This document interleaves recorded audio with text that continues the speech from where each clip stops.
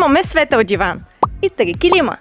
Но кой от тях всъщност прави стаята най-завършена? И не бързай да кажеш бежовият, защото не винаги това е най-добрият избор. Първият е най-нежен от трите. Килим букле има лек винтидж вид, но стои свежо. Пастелните цветове омекотяват дивана и добавят живот. Виж как диванът вече не изглежда празен. Букле е добър избор, ако искаш спокоен, уютен и малко по-артистичен хол. А сега виж килим Home Office в дълбок тъмносин цвят.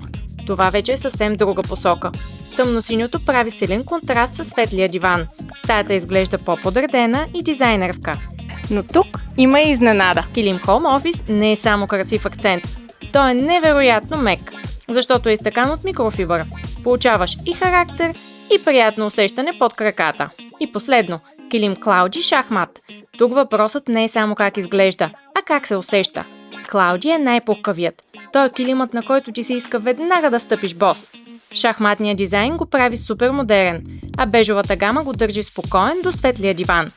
Но бъди честен, харесваш ли рошави килими или предпочиташ по-практични варианти? Ако искаш мекота и уют, Клауди печели много точки. Кой от трите е правилният избор? Няма правилен отговор. Единият прави стаята по-нежна, другият по-смела, третият по-мека и уютна. Аз май клоня към килим букле, но Home Office ме дърпа много. А ти, кой би сложил пред светъл диван? 1, 2 или 3? Килим и Камко БГ. Стъпка към по-красив дом.